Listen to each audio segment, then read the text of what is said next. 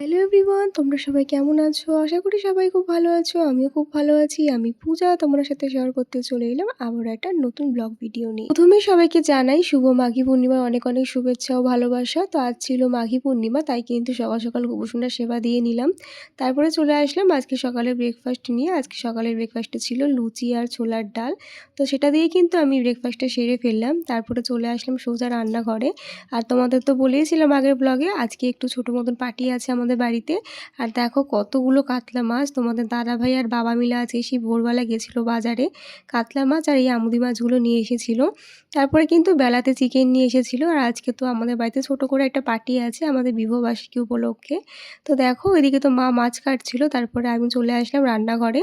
তো সকালে দুপুরে রান্নাটা হয়ে গেছিলো, আর এটা এখন করছি আমি রাতে রান্না।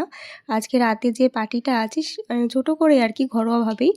তো একদমই ছোট একটা স্মল পার্টি হচ্ছে। তো তারই কিন্তু চিকেন কষাটা আমি এখন করে রাখছি, যাতে রাত্রিবেলা অতটা চাপ না পড়ে। তো যাই হোক, ওদিকে তো চিকেনটা রান্না হয়ে গেছিলো, আর এদিকে দেখো তারপর লাঞ্চ করতে বসে পড়লাম।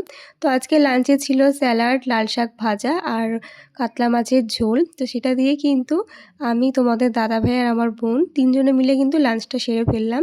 ওদিকে আজকে দিদি রিজুও আসবে, আর সাথে ছিল হচ্ছে শেষ পাতে চাটনি। তো দেখো আমার বোনের ভিডিও ক্লিপ নিচ্ছিলাম বলেও বলছিল আমাকে এইভাবে ভিডিও ক্লিপে নিস না।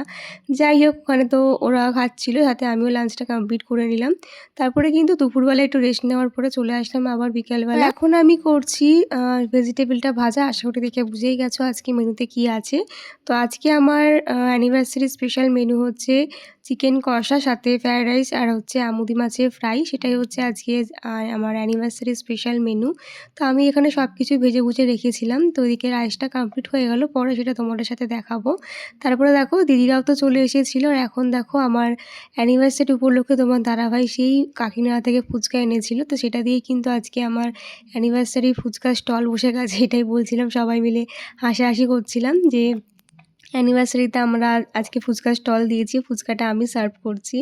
তো আজকের পার্টটা আমি এখানে শেষ করছি, দেখা হচ্ছে নেক্সট পার্টে। এরপরে কীভাবে অ্যানিভার্সারিটা সেলিব্রেশন করেছিলাম সেটা দেখার জন্য অবশ্যই নেক্সট পার্টে চোখ রাখতে হবে। তাহলে চলো আজকের মতন টাটা, দেখা হবে নেক্সট ভিডিওতে। নেক্সট পার্টটা দেখার জন্য কিন্তু আমার চ্যানেলটা অবশ্যই ফলো করে রেখো। বাই সবাইকে, সবাই খুব ভালো থেকো, সুস্থ থেকো।